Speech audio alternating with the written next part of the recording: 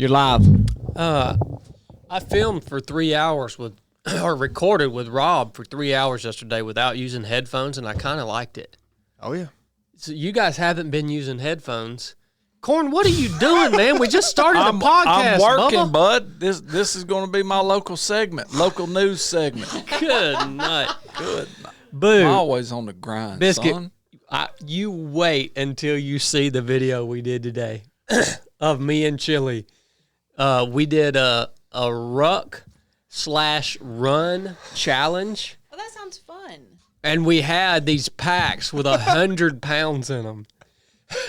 You wait till you see this video. It's in my opinion, it's one of the most epic videos we've ever filmed. One of the Who best. won? I really think it's one of the best. Well, it's disputed who won. It is. Heavily. It's heavily disputed Hold on. who won. Cornbread. Who won? Chili. Okay. Well, it's Potentially. disputed. Yeah. Even though cornbread's on my Decisively. crap list today, so I don't know if I believe anything he says. You talking about Corn Red? Yeah, cornbread. Corn West Nile virus red. Corn Red still. He's still on light limited duty. This morning I threatened to put him on SIQ. What's that? Sick in quarters. Meaning if he gets placed on SIQ, he's not allowed to leave his house unless it's to go to a doctor's appointment. So he's on the verge of that. He's on the verge of that. Wow. Whoa. Back to our original conversation. Now, is it appropriate to call someone ugly in conversation if they're genuinely ugly? It is. Like, When you're using it, like if you can't remember said person's name, and you're like, oh, you know, that ugly girl that does this or does that. And then I guarantee you, every one of you would have allowed, oh, yeah, you mean blah, blah? it's interesting, yeah, because Corn, you're using that as a descriptive. Yeah. You're using it in a descriptive way. You're not using it in a demeaning way or to put anybody down. Slanderous or, yeah, nothing like that. You know, I think we've all had days when we would even consider ourselves ugly. Oh, I'm ugly all the time. What? Error day. Corn, Corn. people Jesus. are actually very attracted to you, man. Yeah, what about that lady Women at are the very Invisalign attracted to conference? cornbread. There was the lady that followed us out to the car at the Invisalign conference after cornbread flies on crap. Do you remember that? You remember that blonde lady? Yeah, there's A lot. it's crazy because most people would probably say that Blake and Chili are the most attractive members of the team, male members. But They have the best jawlines. the reality is women are more attracted to Corn and I than they are to Blake and Chili. By far. It's a strange because thing. you and cornbread look seasoned. Is that what it is? Yeah. Far. Women like a seasoned man. We look like Well, we'd the get reason- at her. We look like we would get at her. Yeah, I guess that's what it is. The reason man. that it is, they see me in Chile and they know, oh, I ain't got a chance. I'm not even going to try. And they say, it's reasonable that they would give me some attention. Oh, okay. So you guys are just in a whole nother league. That's what it is. Nonetheless. Speaking, did he just fart on you? She Blake, started it. She you just are- farted on me. Blake, you started are ridiculous, man. But oh god! Mouth in.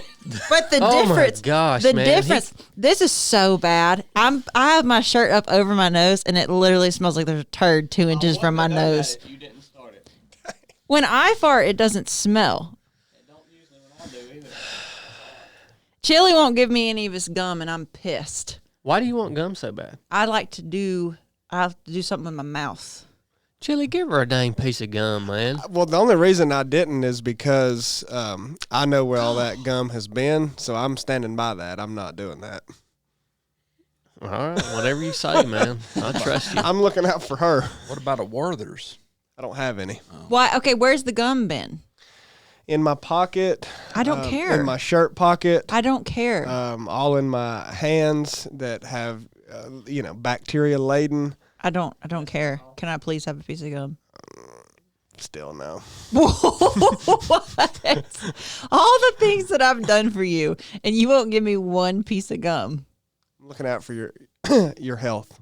whatever. You know, speaking of people that are beautiful, No, y'all seen that one? Nope. Can we please? Look how beautiful she looks. Can we today. have Can we have a public intervention on cornbread? Corn? Is she not beautiful today, man? Look at that hair. I do like your hair today. Wow, Don't. boo. Don't. You walked in Stop. here. Stop for real. You walked in here and it stunned me. It was like somebody hit me with a stun gun. For real, I'm worried about cornbread's health. Can we have a public intervention? I think he has West Nile virus and he refuses to go to the doctor. Look, up in here, we mandate freedom. We Look. don't make nobody go to the doctor. We don't make nobody have- get jabbed. Hold on. We mandate freedom. Do we not? We Or do we not? We have Or do we put them 350. in the house? We have 300. Yes or yes? Wait. We have 352 people watching. Surely someone's a doctor. Let's go through your symptoms and let's see what they say. Boo, I don't really know that this is a show that doctors listen to. Do we mandate freedom at 3 of 7 Project? Yes or yes? I'm really worried about corn for real. Well, I'm I mean, fine, I promise you. he's had all kinds of strange illnesses ever since I've known him. He's been sick for like 5 weeks. No, it ain't been that long. The color of his skin has changed. That can't be good. Well, Jaundice. he's like I said. I mean, we will put him on SIQ if he's not feeling better within the next couple of days because No, we won't. We mandate freedom up in here. yeah, Corn. But there's got to be regulations on some Chili, stuff. do we mandate freedom up in here? Yes or yes? Have you noticed too now when Corn looks at you, he looks, you know how a blind person looks in your direction, but they don't look right at you? Corn just started doing that. This big pumpkin, this big white pumpkin. When he shining looks right at in my me, it's face. like he's looking at the wall behind me. Why He do they doesn't talk to you like actually that? look at me. hateful. It's a symptom. A symptom of West Nile. He might have Zika. That might be why his head looks like it's changing shape. Fake anyway.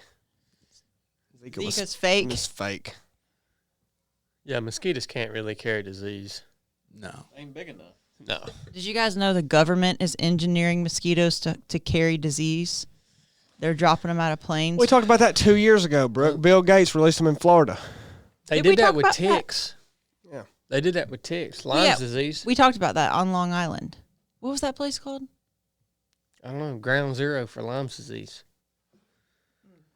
Well, slow start to the show today. I should not have given you guys so much freedom to speak because it's definitely a slow start to what is the premier podcast on the airwaves, the 307 podcast. We want to welcome you guys to the show today. I'm your main host, Chad Wright. I got my man CB over here, the priest of the East. We got the Pope Chili over here on my other side over here doing his thing, staying clean, casting out demons on the daily, son, keeping Donald Trump at bay. Yeah, I know. I got to show that here in just a minute. Then we got the beautiful Miss Brooke over there behind the tech counter. You know, it seems like our female audience has increased since Brooke has become more prevalent on the podcast. Probably. I even noticed that at the race. We had a lot of female runners, man. So thank you for bringing a female perspective to the show, boo-boo. You're welcome. Really Bubba. wonderful. Oh, you're welcome. And then we got the bishop back there behind the computer screen. He doesn't really do anything around here ever except count the money. And we need somebody to count the money. So thank you for being here, Bishop. 3. Yep, you're welcome. Only counting to 3 today. I just got started. 3. That was 3,000. There's a lot of stuff that's went on since we met last week. I'd say the big one being the Mountain Mama Farms trail race that just went down this past Saturday. I want to give a huge shout out to our 8-hour winner, Blake. Don't know his last name. Hughes. Blake Hughes. Blake is local here in North Georgia. He really came out of nowhere. I don't know how long he's been running. I ain't know nothing about him, never met him before. But I don't know if you saw that dude, Chili, but he was laser focused all day, man. Yeah. Like he came there to race and to win. Yeah. He wasn't wasting no time in the aid stations. He wasn't talking to nobody. He came there for business, man. And he said there at the end, that's what he came there to do, was win. He wanted to be a local guy to come out and win this race, and by gosh, he got it done. I was really impressed.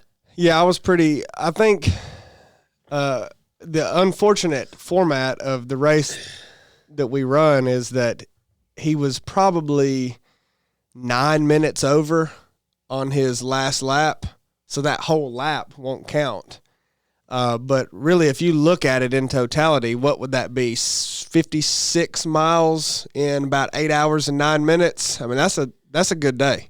Yeah, that's a good day. That's real good. You know, he won't get credit for that because it was over the timeline, but that's what he actually did on the day and actually ran. So that's worth saying, and that's pretty dang good. That's pretty dang good. Yep, for sure. 50-something miles is a long ways to run in 8 hours. Yep. Like, I mean, and that's not a super fast course. No, it's not. I mean, it's not smooth. There's plenty of holes. And yeah, I mean, it's pretty turns fast, but you got some stuff to negotiate. Hey, man, I was inspired by that dude. Like, seeing him do his thing actually made me, like, I wish I would have been racing him that day. Yeah. I mean, he would have crushed me the shape that I'm in right now. But it would have been nice to have been tuned up and have been there racing against him that day. It's always, racing is really only fun when you have stout competition, you know? Yep. And then our female winner, I think she goes by Allie. the tiny but mighty runner. Allie Caminiti. And she's not even our female. I said female winner. We don't even do female She winners. won the overall. She was the overall winner of the 4-hour race. I didn't get to talk to her a whole lot. Didn't get to see her a whole lot. I was pretty busy that first 4 hours of the race, just, kind of meeting people and meandering around. But she got, what'd she get, 28 miles or something? Yep. 28 miles in 4 hours. And Yeah, again, it may have been a little less than 4 hours. She did it, considerably less than 4 hours. So Yeah. that was very impressive too. Solid runner. She's fairly local. That's I think what I was right going to here in say. Georgia. We had people from all over the country and even some other countries come down to race, and it was way over 200 people. And then the two winners were both from North Georgia. Oh, Allie was from North Yeah, I mean, I don't remember She's somewhere exactly in where the she was Atlanta from. area or something. Crazy. And yeah. apparently she doesn't even listen to the podcast or anything. She just found the race on Ultra Sign Up. Yep. And cool. Signed up. That's pretty rare. I've always wondered how many of those we have that don't know anything about us. They just show up to run. I'm always curious. I don't think it's a lot. Probably just a handful, and they're wondering what the crap. Do you know anything about the guy that came? You said he obviously came from another country. He spoke English, but it was Fraser? No, Fraser is he lives in the States. It was there was some guy there. I found him on Instagram, and all of his Ocon. It's all in some other language, man. Yeah. He's coming to do the rock. Yep. Where did this guy come from, I man? don't know, man. Huh. But member of the community. But yeah, I don't know. I didn't get a chance to talk to him. I didn't get a chance to talk to him either. much. I was just telling him he needed to get out of the aid station for a while. He got stuck in the aid station there for a while. People do that. Dang, that was a heck of a fun day, man. Everything went outstanding. How do you like doing it at a farm like that, Chili, versus at a park? I mean, there's trade-offs, but overall, it. See, I don't mind having a flat course. That's a lot of people's gripe is they say, well, it's got to have hills or it's got to have. I mean, we made a course that didn't really. It had a small little out and back section, but it was mainly 3.5 miles of new trail the whole time. So you got to see some new places. Didn't feel super mundane, I don't think. And I mean, there's small hills on the course, but nothing major. It's really flat. But I like that. I mean, it's not as fast as a track, but it's pretty fast. You just got to watch your footing a few times and watch the holes. But I like the course a lot for that reason. I mean, I don't think many people have ever ran on anything quite like that. So I love making a race that is unique. I'm not saying it's the only one on a farm, but most people have never ran on anything but a track, a road, and a groomed trail. Yeah, and this designated is not trail. at all. You know, it's like Corn makes fun of me. I called it a cross country style. Classic Yeah, classic. cross country. Because it is. I mean, if you didn't run cross country in high school or middle school, then you may not have ever even ran in a rolling field like that goes in and out of trails. And this is a little bit like that, but the added element of a farm, private property, it's cool. Yeah.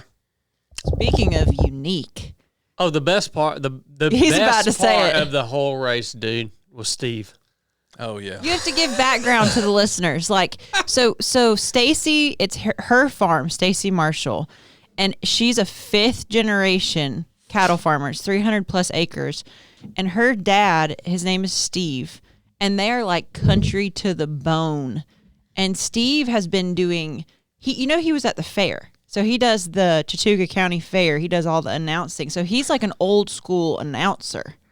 And so he had all his setup with his mic and everything.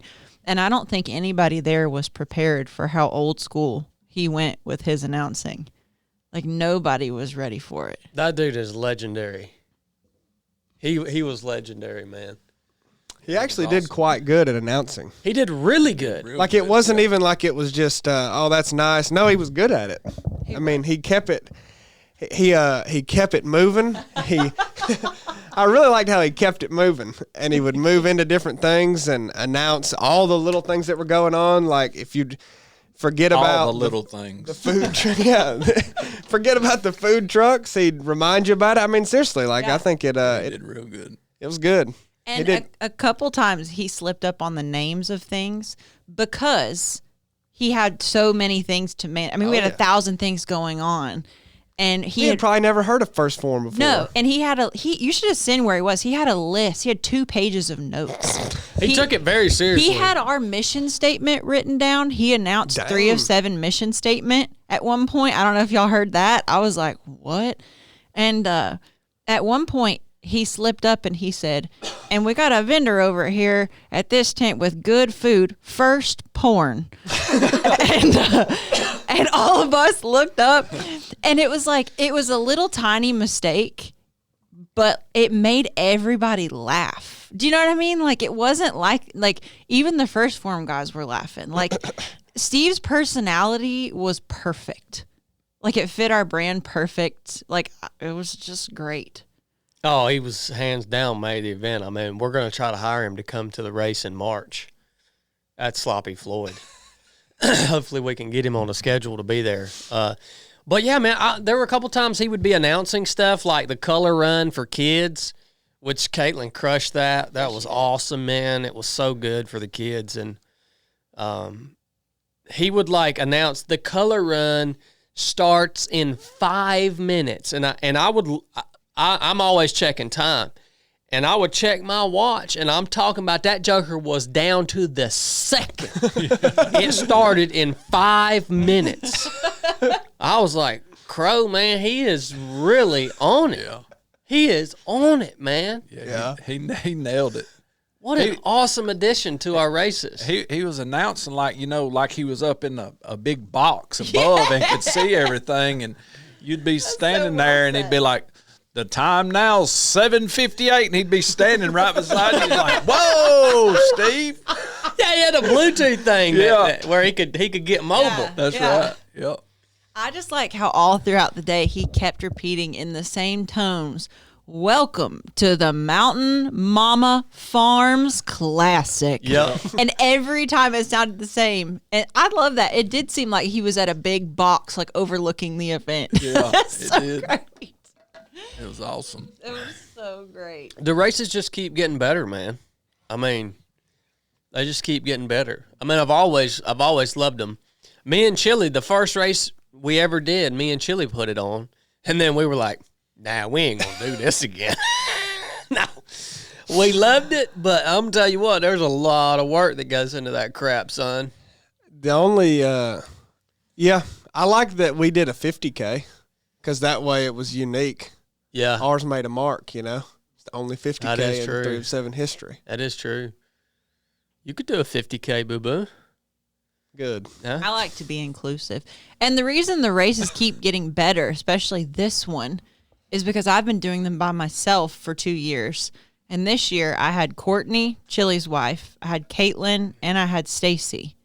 And so it got way better because we had all these other people bringing their gifts and talents into the mix, and Steve, and it was great. It was such a fun day. It was our best race we've I done. left that place on Saturday not feeling drained and empty. That's rare. I was tired, but I felt like really joyful. Yep. It's crazy, man.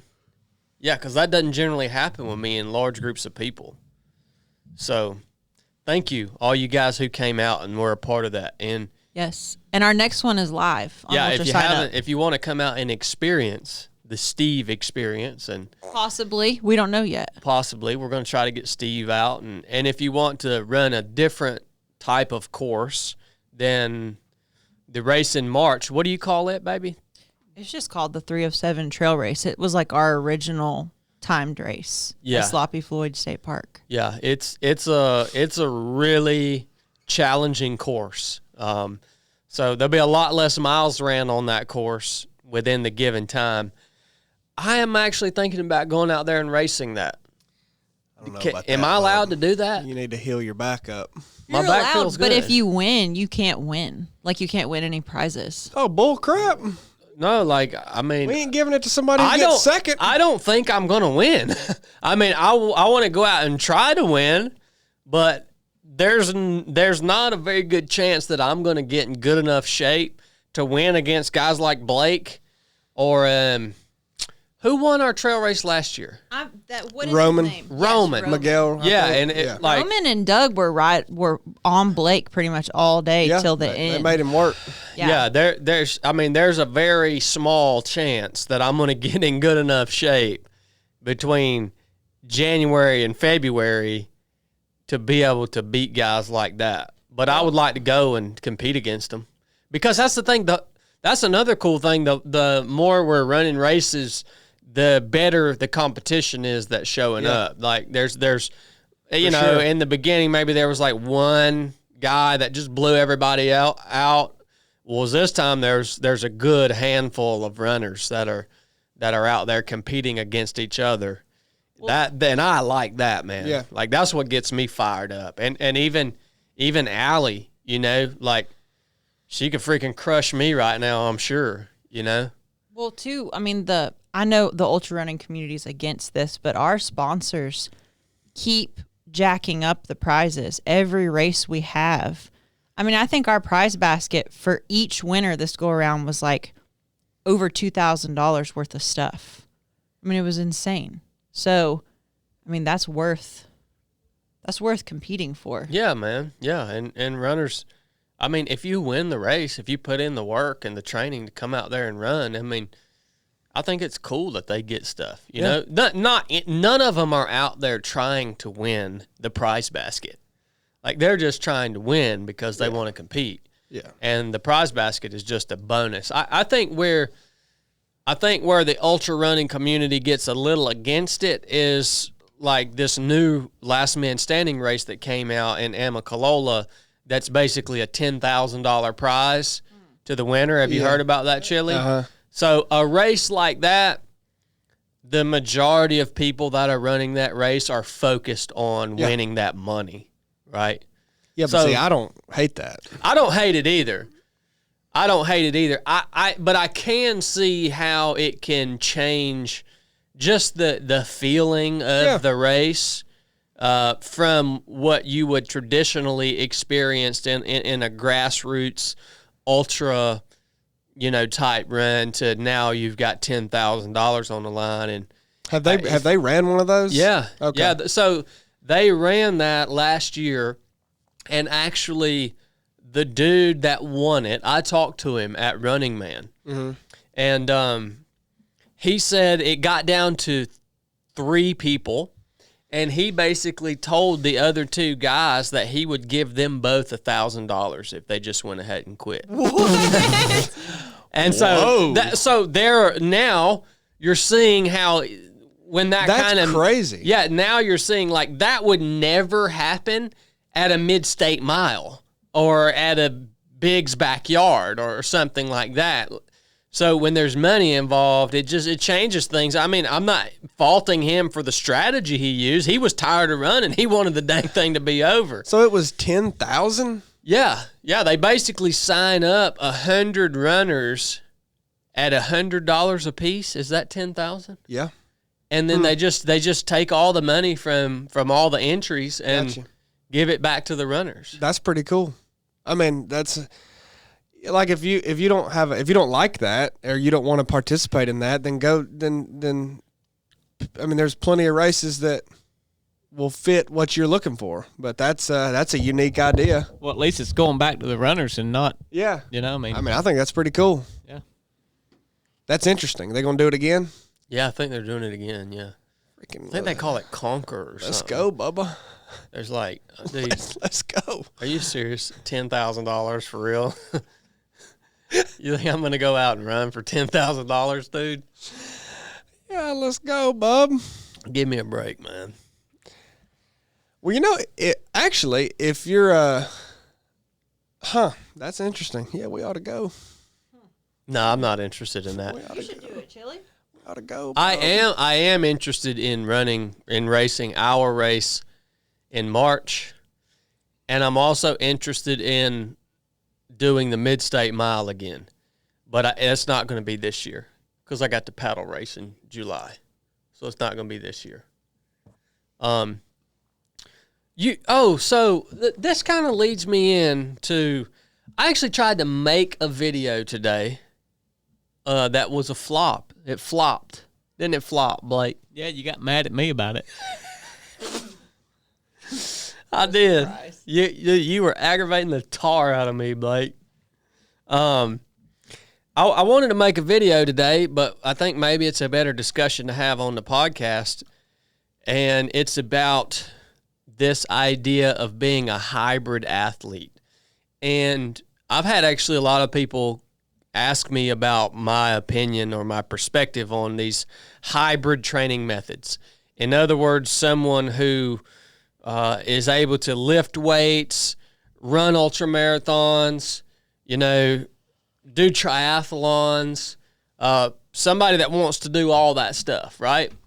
And there are a lot of guys out there that is their, like, that's how they identify themselves as an athlete. I would say Nick Bear is probably the most influential hybrid athlete. The best I've seen. Yeah, out there. I mean, this dude, he's legit. He's the best at all of those different things that you can possibly be if you're going to do all of those different things, right?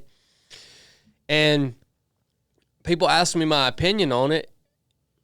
I think that is a great way to train if you just want to kind of challenge yourself, you want to have fun, or if you're a first responder, a fireman, a police officer, a soldier, something like that, and you just need to be all around fit. You need to have, decent endurance, decent strength, decent stamina, all that stuff. Then yeah, that's a great way to train. But if you'll notice something about our 8-hour race winner, Blake, he was thin as a wisp. I'm gonna go ahead and tell you, I don't know what Blake's deadlift or back squat would be, but I'm gonna go ahead and tell you, it wouldn't be much. Roman's even skinnier. Yeah, Roman's pretty skinny. I don't know if he was skinnier than Blake or not. Blake was skinny. So you have to make a decision when you choose to begin training. Do you want to actually be the best at something? Do you want to compete, be a competitor? Do you want to be the best at running? Do you want to be the best at lifting, at swimming, at cycling? And if you want to actually be a competitor within the field that you've chosen to pursue, then this direction of training as a hybrid athlete is not going to be a good direction for you to go, because you're never going to be the best at anything if you choose to lift weights and run and bike and kayak like I've done for the last couple years, right? And I've learned that over the last couple years that I was really good at running when my only focus was running. The years that I won the Mid-State Mile, guess what I did? I ran. And I ran on surfaces that were going to be similar to the surface that we were going to be racing on. And I won 2 years in a row, right? And I think that's just your only option if you want to be the best or you want to actually be competitive within whatever thing is that you are wanting to compete in, right? So what do you think about it, Chill? You've always talked about specificity. Is that kind of along the same lines? I mean, and also you'll get a lot of arguments and be like, well, this guy was good at, you know, he was good at ping pong and he was good at tennis. And it's like, well, yeah, it's not saying you can't be good at multiple things. It's just saying the new hybrid movement is taking two diametrically opposed physical activities and trying to train them both at the same time and get really good at both at the same time. And you're not going to do that. Like you said, Nick Bear is about the best example of it. And I don't even know how he's able to do what he's done. But the point is if he is doing that and decide and is like really hoping he can be the best runner, well, it's never going to work. He's going to have to basically completely cut out the lifting or just do it very little as a supplement. Or if he's like, man, I don't know why I can't get any stronger. I've been stuck at a 500-pound deadlift for months. It's like, well, because you're freaking running too much. I mean, and a guy like Nick with his mental, focus and his attitude, if he wanted to be the best runner, all he would have to do is drop all that other crap, and he could achieve that. Yeah, I mean, he really is. He's very impressive, and it's so impressive to me that he can do both that well at the same time. It is me too. But he's just not, like running 100 miles as well as he has is not helping his lifting at all. And it's probably becoming too much lifting to maximize his marathon time. So, if anybody else who wants to train that style, I think it's a great way to train. You just have to acknowledge that.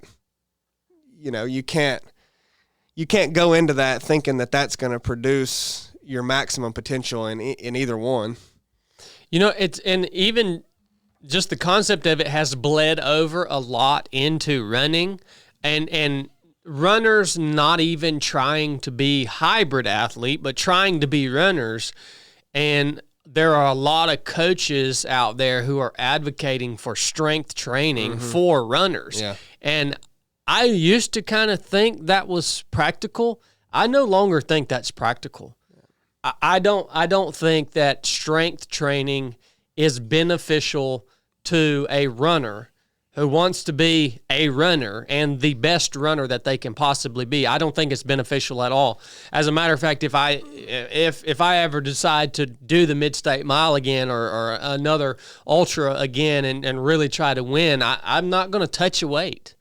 I'm just not going to touch a weight, man. I think it's a crock of bull crap. I've maintained my thought on that for years. You try to tell me when I was training for Cocodona. You try to tell me, I kind of went that route. I wanted to try that. Okay, this is a 250-mile race. Let's see if I can build some muscle, get my legs really strong, and let's see how that transitions into running. It doesn't transition, man. It does not. Any added weight, and I think a lot of it has to do with weight, literal physical weight.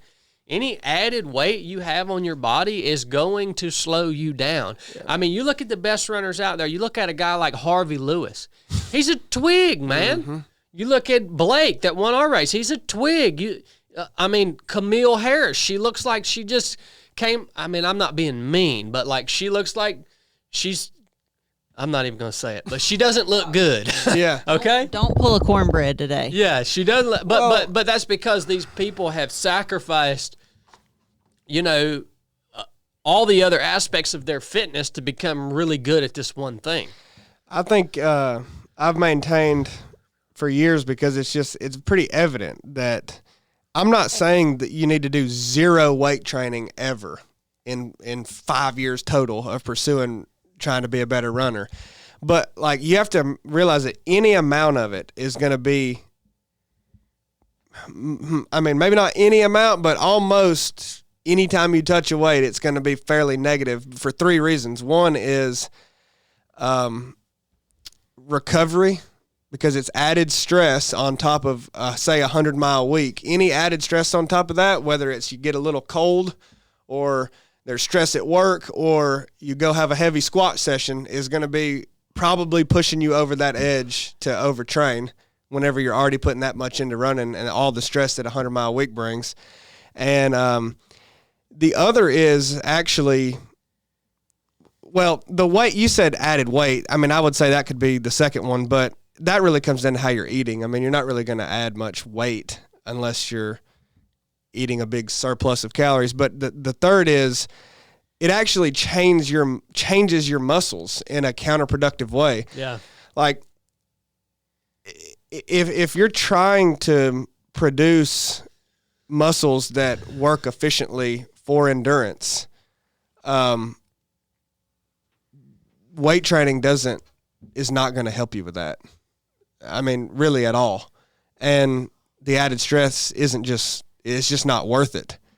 I mean, I think a little bit of it is beneficial because just for overall health, it is good to stimulate your muscles in a different way. Not that it's really good for running, but it's just good as overall health to do that. So a tiny amount of it, I think, is good, but that's just for general health, because ultra running is not a healthy sport to begin with. I think going to the extreme of any discipline within sports, whether it is paddling, swimming, running, biking.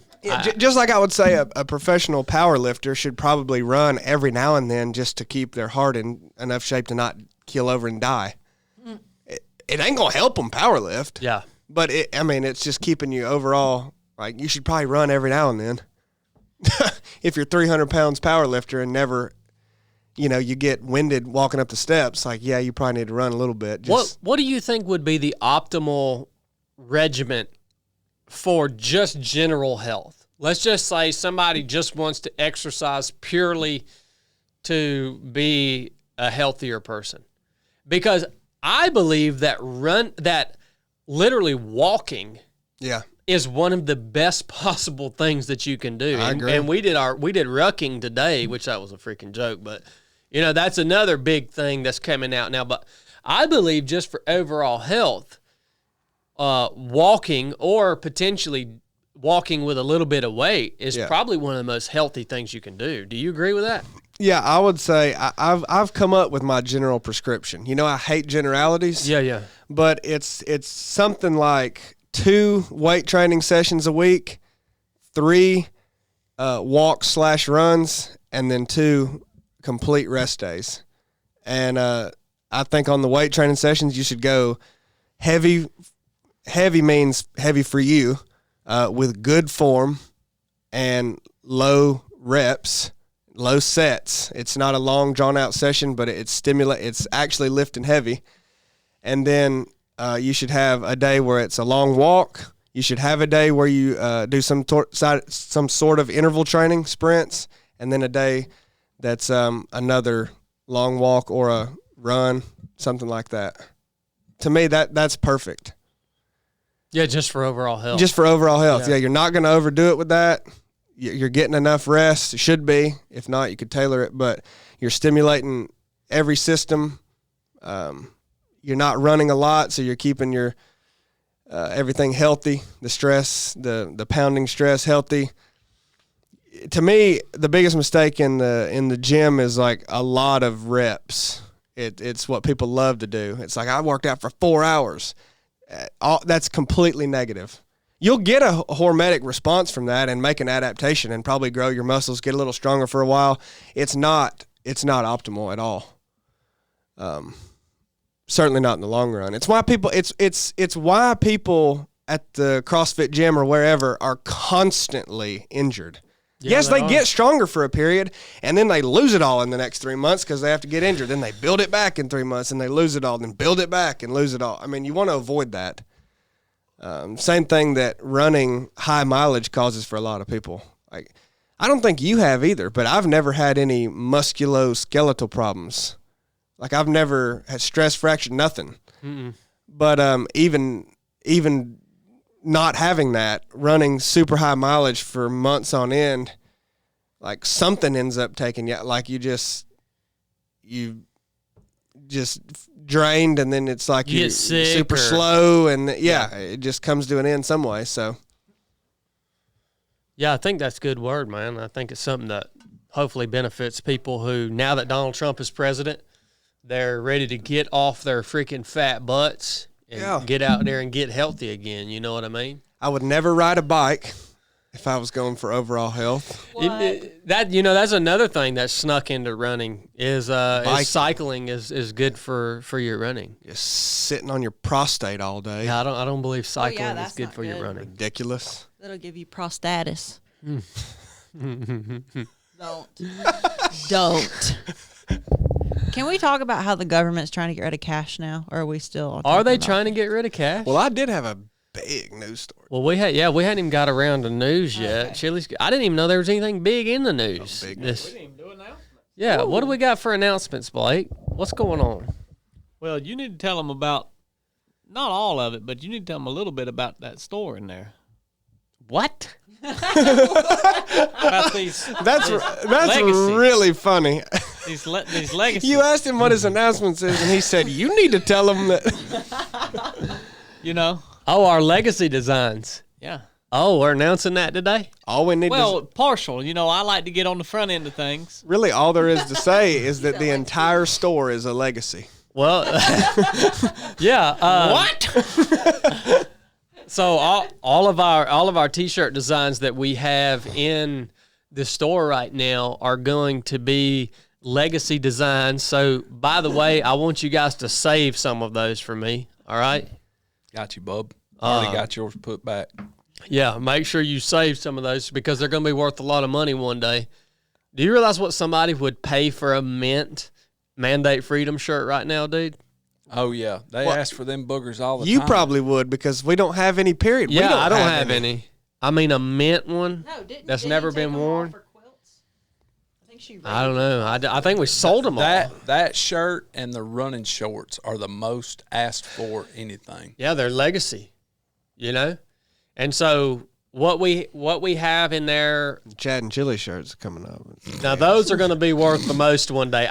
You guys think I'm joking. Look, all of y'all are laughing at me. I'm telling you, you better save me some of them Chad and Chili shirts because I'm straight up with you. You don't understand, Bubba. I ain't but 36 years old. He ain't but 23 or 24. I've been that age, both of those That's ages. right. So what y'all, when y'all laugh at me when I say the Chad and Chili shirt is going to be worth a lot of money one day, y'all don't know what's going to be happening when me and Chili are in our 50s. Okay?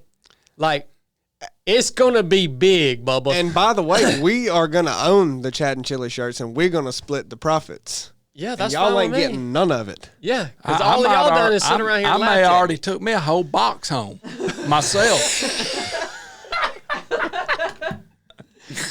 So when me and Chili are in our 50s, and you know, see, a lot of people look at us, Chili, and they think, well, you know, this is their zenith. You know, this is this is all that. This is kind of the top for them. What y'all don't understand is we are just getting started. Like, we're literally still in our warm up phase. We're in our warm up phase. We have not even began yet. All right. So once the designs that are in stock right now, once they're gone, they're gone. They will never be printed again. So if you like those designs, if there's one of them that stands out to you, go get you one while they're available.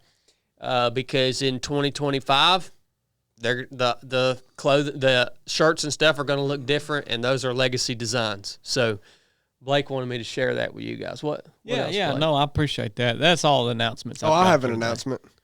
On to the news announcements. We've got a Black Friday deal sale on that very store that's going to be releasing to all newsletter subscribers at the end of this month. It's going to be Black Friday, Cyber Monday. Man. Dang. I'm going to go buy a shirt. What's the Saturday? That's the first sale we've ever had, that's isn't it? new age. Like site-wide? Yeah. I do have another announcement. There's a building down here in Rome that I actually would like to purchase, okay, for ministry purposes. Okay. And if any of you guys out there would like to donate like $1.1 million for me to purchase this building down here, just reach out to us via email. And it'd be nice for us to be able to have that. Y'all know I don't have much money, okay? I just don't. Look, we don't make a lot of money around here. All your money's tied up in your cars. I can guarantee you my salary is less than most of the people watching this show. Guarantee. I think I'm the least paid person here. Chad, earlier you were talking about how rich you are, though. Paid the same. Me and you are paid the same? Oh, well, Blake and I are the least paid people here. Yep. So I don't have a lot of money, guys, and I need this building down here, so I'm asking y'all to come out and help me with this. Is that tax deductible, that donation? No. It can be, though. Ministry purposes, we got to set up a nonprofit for that building. Oh, geez. This is a It ridiculous could be tax deductible. Okay, all right. Yeah, it can be tax deductible, by the way. Might take a little time. Yeah, I know there's some of y'all listening that 1.1 mil is just a drop in the bucket. Look. So, come on, man. Y'all come through for me. Good night. Clothes hanging out on the line. Good night. Brother's name is Lobble. Chili. What you got for the news, Bubba? I didn't even know there was any news. Well, the price of gold. What about the QRZ 72 chiming in? That's local news, boo. Nuh-uh. Chili always does that. WKRZ something. Do it. Well, the price of gold is up $22 an ounce today. We're at, What? It went back up. We're at $2,653 an ounce. Well, it's still lower than it was last month. It was 2,700 and something last month. People expecting the price of gold to fluctuate drastically with a war in Ukraine heating up. Joe Biden has allowed Ukraine to bomb the state of Russia with United States missiles. Did you know about that? I did. What do you think about that? This is an opinion piece. Well, I mean, I would say that ramps things up a touch. Thank you, Corn. The price of... Hold on. I didn't get to say my opinion on that. How does the U.S. dictate what the Ukraine does in terms of their launching missiles at their enemy? Are they like waiting for our permission to do anything? Yeah, because with our missiles. It's all our missiles. We're fighting Russia. We provided them. Okay. This is a war between the U.S. and Russia. So we're going to give you some missiles, but the stipulation is you can't shoot them unless we approve of it first. Yeah, and even where you can shoot them. Yeah. So the ones that we gave them can only be shot in that region. Was it Kirksik or something another?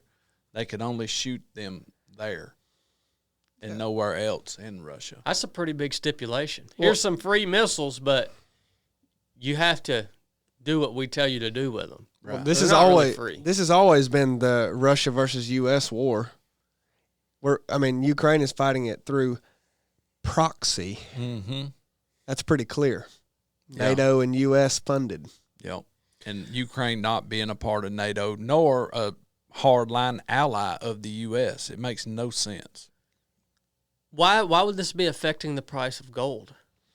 Well, rumors of war and war always affect precious metals prices.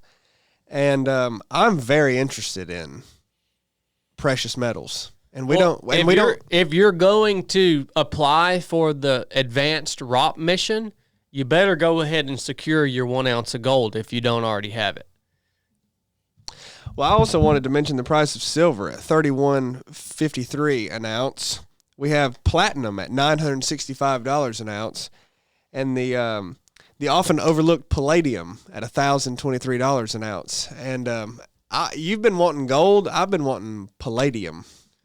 Never heard of it. Well, you can get minted coins of palladium and platinum, and I want them both. Never heard of it. Yep. So they expect gold's going to go up, keep going up? Well, you asked a question. Back to the opinion piece. Why do you think war would affect the price of minerals such as gold and silver? Why do you think? Heck, man. I mean, I guess, first of all, it seems like when people get scared that something is going to change, that they go and start buying up gold. That's it. People buy it as a safe haven asset. Yeah. So anytime you need, you say you're a government like the U.S. or you're a defense contractor, or you make guns and ammunition and missiles, and you need a bump in revenue, you need to sell something, you can stir up war in other countries. But you don't even have to stir up war. You can just stir up rumors of war. And news media can feed news of war in Israel and Gaza and show it every day, and that will make people want more safe haven assets. And But man, if you haven't bought gold over the last 4 years, I can't imagine you going to buy gold. I mean, the last 4 years have been the most unstable times in recent history. Well, that's not what the media is telling you. The media has told us for 4 years that we're doing better than we ever have. Well, I guess Bidenomics is working. I guess they have more influence than I think, because I don't watch the media. So. We're at peace. Everybody's doing good. The economy is bigger than it's ever been. You heard that? Yeah. I am confused about why so many people listen to the media like they do. Because you can be told by the media that you trust wholesale, that you're brainwashed to believe. But when they tell you that the economy's doing good, but you can't hide from the fact that when you go to the store, you know you're spending more money. Like, you know you are. When your paycheck don't make it as far as what it used to. Yeah, so that's the economy. So why do people believe that the economy is doing good under Joe Biden when it's, I mean, you can, they know it isn't.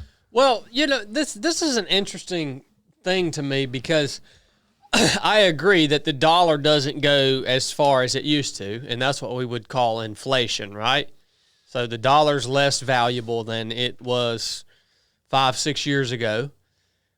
But at the same time, there is so much work to be done that you can make so much freaking money, man.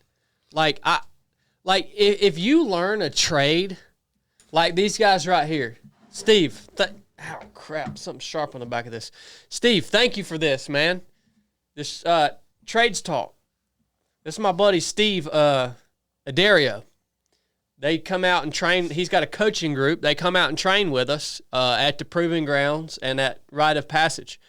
These guys, everybody that's members of his group, including him, these guys are tradesmen. So they're electricians, plumbers, HVAC. They cover all the different trades, right? If you go and learn one of these trades right here, if you are smart in terms of running your business and you provide good customer service and you do a good job, this is a guaranteed become a millionaire. probably within 10 years of business. Like guaranteed. Because there is so much freaking work out there, man, and there's no one to do the work. Good. There's no one to hire. Like you've experienced this in your job, boo. Like you want a fence built. You hire a man that builds fences and you pay him a daggone premium and he does a crappy freaking job, But you know what? You just have to accept his crappy job because there's nobody else that's willing to come out and build the fence. You know, you call the next guy, the next time you need a fence, and you say, I'm going to try to use someone else. Well, the next guy's like, well, yeah, I can get over there and get to it in 4 months because I got 4 months of work booked up.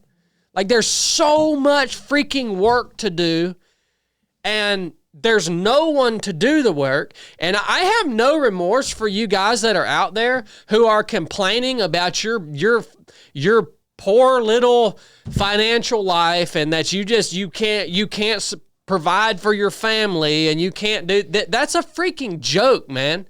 Like if that's you for real, that's your fault. Unless you're like sick or crippled or something like that. It's your lack of effort. And it's your lack of desire to go and learn a skill. I've told Cornbread before, look at this thing freaking cut me, dude. Dang. Something sharp on the back of that thing. I've told Cornbread before, you take a guy like Cornbread. Cornbread has a skilled trade. This joker can get on a piece of equipment and he can clear a piece of land and he can level it out and grade it out and prepare it to build something on. Right, Cornbread? Yeah. That's Cornbread's trade. He spent his life learning a skilled trade. If something ever happened here at 307 Project, guess what I'm doing? I'm going in business with Cornbread. That's what I'm doing. If something ever happened with 307 Project, me and Cornbread going down here to the Reinhardt equipment, and we're going to buy us a... No, we going to Caterpillar, Bubba. Okay, we're going to Caterpillar, and we're going to talk to the bank, and we're going to get a couple of pieces of equipment, and that's it, man. That's it, because that's all it takes, man. Like there's, again, the work is there. And all you have to do to be competitive in this economy, all you have to do to be competitive is put out a halfway decent product and give people some good customer service. Like actually care about them. Like if you screw something up, like go fix it, man. And be on time. If you tell somebody you're coming to do a job, like be on time. Like finish the job within the timeline you told them you were going to finish it. Like Pick up your trash. Yeah, pick up garbage after yourself. Like if you're failing, it's not because of the economy. If you're failing, it's because of your lack of willingness to learn a valuable skill and then to go out and execute that skill. And I think there are other pieces of that too. People's aversion to risk. People don't want to take that risk. Man, it's a heavy burden. You know, if we ever start our business where Cornbread does all the work and we just answer the phones because Cornbread's the only one that can run that equipment. But if we ever started that business, man, you start any business. Yeah, it's a weight, man. And people don't want to tote that weight. Like, and the weight is not only the risk, but the weight is also the realization, if you ever start a business, that, holy crap, if we don't do this, we ain't getting paid. Like, we ain't getting a paycheck. I think we all understand that because our team's so small, right? But, like, if we don't innovate, if we don't do a good job, if we don't show up and serve our customers who come and train with us the way that they deserve to be served, if we don't put out the best product that we can possibly put out here at 307 Project from every different angle, ain't none of us getting paid nothing. And like nobody wants that weight, man.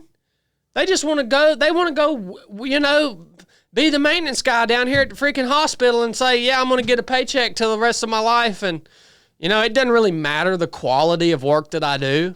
It doesn't matter what kind of customer service I provide. I'm just getting my paycheck and I get to work my little hours and be done, right? Like, nobody wants that. That's why these guys are so valuable right here, chili and cornbread. That's why these guys are so valuable, because they understand that. And if they start seeing something slip, well, they're going to jump in, because they know the only way for us to win is we all have to pick up slack. We all have to hold each other accountable. We all have to get freaking work done. We all have to bring our ideas to the table. We all feel that burden because we're a 4-man team. But if you work at a company that employs 200 people, or 100 people, you're not going to feel that burden, and you don't want to feel it. So if you're failing and you're just scraping by and you're a complainer and you can't do this or that, man, it's not the freaking economy's fault. There's plenty of work to do. Everybody needs electricity. Everybody needs air conditioning. Everybody needs plumbing. People ain't going to do without that crap. They're going to find a way to pay for it. They're going to find a way to pay you for it. So that's my opinion on, yes, I do agree. Yeah. The dollar is not worth as much. But there's a lot of freaking dollars to be made. There's enough dollars to be made that you can make enough of them in a fairly short amount of time that you don't even care anymore what the dollar's worth. Because you got so many of them, you can have whatever you want. If that's the type of lifestyle you want to live and that's the way you want to go with your business, that's not our main objective at 307 Project. We could go a route that was way more profitable than the route we're on.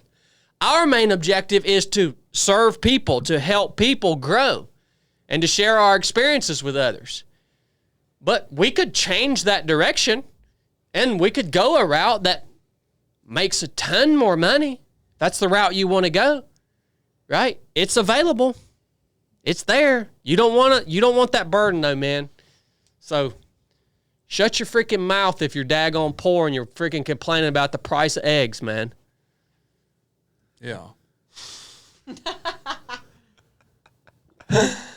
Yeah, it sucks that eggs cost $8. Go out and make more dollars.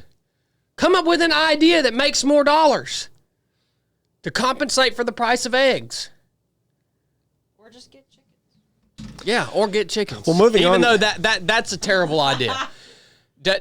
Getting chickens for eggs is more expensive than you buying eggs. Guaranteed. Yeah. That's not true. Yes, it is true. If you're going to feed them like chicken feed, you don't buy. You have never purchased. Well, moving on to sports, Jake Paul made quick work of Mike Tyson. Any of our chicken feed. You've never taken care of our chickens. You don't do none of that. You don't know. It's a 9-round unanimous decision. It sounds like we moved on to sports.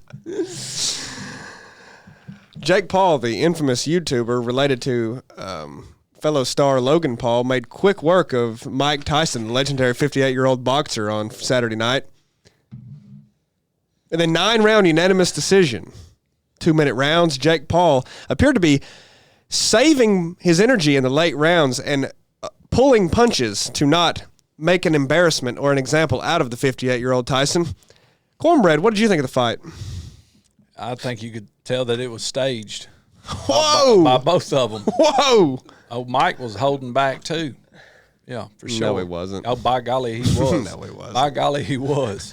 Dude, did you see? They both was holding back. Did you see the power in Jake Paul? Yeah. I didn't watch it. You guys watched it? Yeah, they didn't try because if Jake Paul had tried, he would have knocked his freaking jaw off, Corn. No, if Mike Tyson would have tried, he'd have knocked Jake Paul's noggin off. Corn watched it. I'll tell you what, it was a genius thing they did. Genius. I mean, both of them made just, well, I mean, I'm assuming millions. Both of them probably made millions. I think Mike Tyson got $20 million, I think. $20 million. He was supposed to get, what, $40 million? Yeah, he was making more. Yeah. It was genius. I mean, these guys don't freaking give a crap whether it was staged or not. I mean, yeah. Are you serious, man? Like, Mike, Mike, you know, his savings was probably dwindling down. He needed to hustle him up some money, man. By gosh, he did it, son. Good for him. And all them people that left Netflix because they made a big donation to Big Mama Kamala's campaign come right back. Come right back. Didn't they? Netflix won too. They said, "Got you, Bubba." Yeah.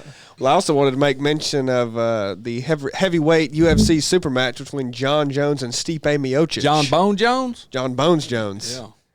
What did you think of that fight, Corn? Well, that sidekick he gave him, that spinning sidekick, oh, that hurt. That had to, broke his ribs. So hold on, you guys actually watched this stuff? Oh, yeah, and that was real. That was real, Bubba. Oh, so Cornred, you're now the one who deems what's real or not. I've always been the one. In sports? I've always been the one, Bubba. Do you think that fight was rigged? No. You can't fake a kick like that to the side, and ain't nobody just going to let somebody do that to them. Well, I seen one time, I knew this guy, and he let this Navy SEAL Touche. kick him in the head for nothing. Wasn't that on video? You did that for free? I know a guy one time that did that. But We gotta find that video clip. He let somebody kick That you in the broke head my for- ribs, too, He kicked you in the head and it broke your ribs? when I hit the It ground. was that powerful. The shockwave traveled down into his sternum and broke his ribs. Was you there, bro? No, I don't even know what y'all are talking. He kicked you? Yeah. Why? Freaking hateful. Cornbread was acting up. Celebrating. They were watching Hoist Gracie. Yeah. Well, local news. Do we have any local news? Well, in local news in Athens. Oh, what did the DNR say?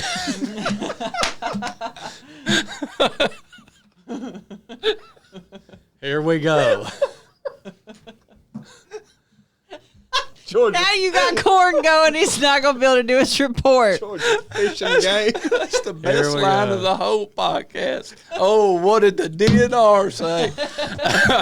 An Athens Clark County judge found illegal Venezuelan immigrant Jose Ibarra guilty on all 10 counts on a nationally covered murder case of UGA student Laken Riley. Big Daddy Trump talked about that. Yeah. Just today, he was found guilty on all 10 Well, counts. Brad, this was local news. Yeah. That's local Athens. Athens, Clark County, Yeah. Georgia. Yeah. What's his sentence? They haven't. They may have done it by the time we've started this podcast, but as of lunch, they hadn't gave him his sentence yet. He was found guilty on all 10 counts. He murdered one person and he got 10 counts of Yeah, charges? they charged ag assault, murder, malice murder, so on and so forth, intent to rape. They just add everything up someone did in the altercation. Yeah, she is a 22-year-old nursing student. Are these illegal immigrants still coming in the country? To the best of my knowledge. Yeah. Trump hadn't stopped that yet? Well, he's not the president. Well, I mean, he might as well be. He got elected. He's president-elect. Joe Biden's got to finish out his lame duck term. Joker, is he still alive, man? Oh, yeah, he's looking better than ever, too, Bob. Is he really? Yeah.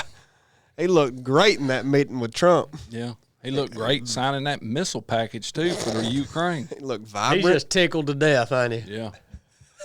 Dang. Just glad Kamala didn't get it. I also did want to mention in local news that the Georgia Game Fowl Association is recruiting new members. Are you talking about like game fowl, like Yeah, fighting chickens? Yeah. Really? They can be contacted at the Georgia Game Fowl Breeders Association on Facebook. If they find your information out, they just put you in it. You're a part of their charter. Cooney's in it. Makes them look strong. Corn, do you need a towel to dab your eyes with? Here we go again. All right. Oh, what did the DNR say? So, look, man. Do you think it should be illegal to fight chickens? I personally don't.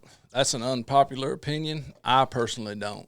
I don't either. I think that is so ridiculous that the government has made it illegal to fight chickens. And we literally slaughter chickens by the millions. Right. But a couple of old country boys can't raise up roosters and have a chicken fight. I think you should be able to fight dogs. I don't think that we should fight dogs. I because do. I was always a Mike Vick defender. We don't. I stand with Dogs Mike Vick. dogs are not a daggone, like, dogs are a pet, man. You're a mammal. Dogs are a dang pet. Like, we slaughter chickens wholesale by the millions. It's a chicken. It's a chicken, man. In a dog, generally a dog ain't gonna fight like that if it ain't made mean. You ain't been to a dog fight. Yeah, them dogs is made to be that way. Right. A rooster will inherently fight to the death just because. There's no training involved. You know, there's no let's whoop this rooster and make it mean, you know, or let's teach it to hate other dogs roosters by abusing it. Like, I think you should be able to fight cats, dogs, chickens, Well, beta fish. You should be able to fight them them. things will get down, son. Them beta fish. Yeah. Is there a culture where they fight beta fish and like gamble on it and stuff? I don't know. Is that a thing? Oh, I bet. When I was a kid, we used to buy them things. Beta Club. We'd go to Kmart, get them beta fish. Throw it in there. They flare out like that. you fight them for real? Oh, yeah. Do they kill each other? Yeah, they'll kill each other. It goes on for a long time, but they do. How long are we talking? Now, you can wake up in the morning, they still be going at it. Death by exhaustion. When did Kmart sell animals? When I was a Kmart kid, sold that fish? fish and birds. Yeah. Dang. Big Mark K. Yeah. What? When I was in Virginia, I kept fighting chickens. No, when you was in Virginia, I kept fighting chickens while you deployed and traveled all the time. Well, yeah, but You had fighting chickens, and I had to feed them every day and get attacked by them. I had this one rooster, dude. I paid like $400 or $500 for this rooster. All right, and it was a game chicken, man. I mean, this was a purebred, you know. And then what breed was it? I think it was a Kelso. It was a red chicken. And then Brooke had this old yard chicken. Buff Orpington. Buff Orpington. This old yard chicken probably weighed 12 pounds, 13 pounds. That's very dramatic. No, I'm serious. I mean, a game rooster, a full-size game rooster is only going to weigh about 6 pounds. Right. This big old Buff Orpington rooster killed my game rooster. My game rooster got out, and that Buff Orpington was so much heavier, he just got on top of him and stomped him to death. Killed this $400, $500, I forget what I paid for it, $400 or $500 game fighting rooster was killed by a stinking egg-laying Buff Orpington. You had a loser. Well, you remember, Roy Jones Jr. was big into the chicken fighting when it was still, I think the last 2 states it was legal was Mississippi and Louisiana. He run the game big down there, son. Big. It used to be huge. Yeah. I mean, it used to be huge. Yeah, now it's a felony. You talking like going to prison minimum of 10 years. Why did they ban it? Was it because of the gambling? The gambling and whatnot. PETA. Yeah. And now Yeah, cruelty that's to what I was animals. thinking. PETA. Yeah. Do you think it was primarily because of that or the gambling? Yeah, the things that was associated with it, gambling, and anytime you got gambling, then there's drugs involved. And I got to use the restroom. Well, so just to be clear, to set the record straight, Cooney is not he has not participated in the fighting of roosters. He is just an active member of the Facebook he group. fancies them. He fancies fighting chickens. Yeah, he's not. Don't get me wrong. He's not. He hadn't fought one rooster. Yeah, Doesn't own a fighting rooster, but he just is right. member of the group. That's right. You're right. Yeah. What do you think about fighting other birds of prey? Like an owl. That's exactly what my No, brain owls are Release majestic. the owls. Owls are majestic. I mean, you could capture owls and get them to fighting, I bet. Owls are majestic. Owls are the king of the sky, you They're know? like fighting 2 unicorns. Owls, owls don't fight each other. Oh, I'm saying you could make them. No, you couldn't. No, the owls are very social animals. So are dogs, Yeah, we Bub. call 'em in and you all can the whip time. them to death till they fight. You know where chicken fighting's still big? In the Philippines. Yeah. I bet it is. A lot of they these eat the heads off of chickens. So a lot of these guys. Chicken. What's up, baby? Nothing. They eat chicken feet. A lot of these guys that are still raising game birds here in the States are shipping those birds to the Philippines. Oh, really? Yeah. That's where a lot of them go. Because you know these guys that there are guys that have dedicated their whole life's work to creating these lines of game birds. Yeah, their specific stock that their generations that they bred together and whatnot. Yeah. Mm-hmm. I mean, it's a very big, well, used to be a very big thing. There's some guys still doing it. I mean, you'll ride by some places around here. I know there's one place coming back from Calhoun. That dude, he's probably got 100 barrels out there in his yard. Yeah. Every one of them's got a rooster on a tie cord. Or you could just sell you a $500 chicken that gets beat up by a yard chicken.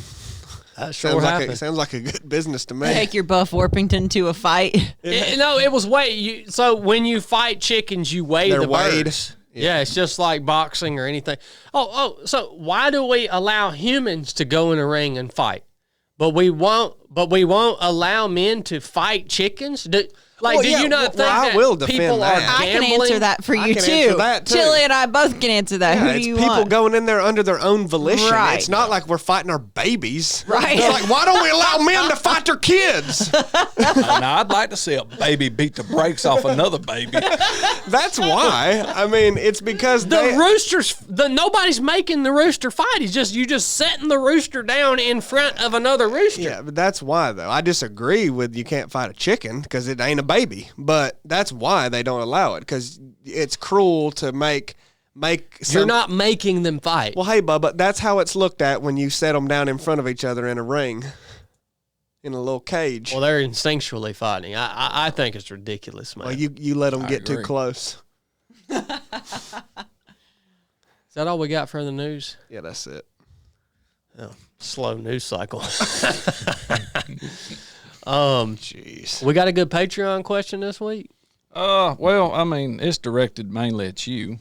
Well, I don't know if you would call it good. Before we move on to that, I'm not kidding you, man. These new barbell joggers are nice. I did not know Blake sent me these or gave me these. Barbell sent them to me, but Blake gave them to me a while back, and he said, "You got them new joggers?" I said, "No, I ain't." He said, "I gave them to you." I went in there and found them in the closet today, and these jokers are comfortable, and it is perfect timing because it's about to get cool. And these joggers, these are the pants that I ran most of the Cocodona 250 in, the old style. They've come out with this new ultralight jogger. Look at that, baby. Does that not look good on me? Wow. I wish the camera could see it, but just sit up on the table, babe. Get on the table. They've got waterproof. So they've got waterproof zip pockets on the side. Down here around the ankle, they've put some sort of material in there that gives it more kind of rigidity, I guess, down around the ankle. And then they've also redesigned the waistband on these. And they're also of a lighter fabric than the old style joggers. So I'm really, really impressed with them. You like them too, don't you, Chill? Yeah, I put them on the other day, and I didn't know I was wearing pants. Thought I had shorts on. They're super lightweight, man. I mean, and they're perfect for this time of year if you're going to get out running and you're like me. I don't like the wind touching my skin. I cannot stand the wind touching me. If I get in the car of a morning and somebody is running an air condition, so mad. I cannot stand the air hitting me, right? And so these joggers keep the wind off my legs. That wouldn't be considered the wind, though. That's the air conditioning. It's a form of wind. It's blowing out air. What is wind? It's air moving on me. It's not natural, bub. Wind is natural. So I can't stand air moving on me. I'm gonna go ahead and tell you, if you're gonna go and buy a piece of gear from Barbell, these new ultralight joggers should be high on your list. Yeah. I'm just gonna go ahead and tell you. And they're doing a big Black Friday sale too, right? But like pretty big sale. I don't know when that starts. May already be going on. But now's the time to go get them. But highly recommend it. Barbellapparel.com. Well, they have a pre-Black Friday sale going on right now. $99 pants and jeans. They got new flannels coming out, or they're out. I don't know if they're a part of the sale, but then the Black Friday sale is coming up, the full-on one, starting on Black Friday. So they got it all, man. Go check it out. Go check them out. Barbellapparel.com. Get you some of these new joggers. They're nice.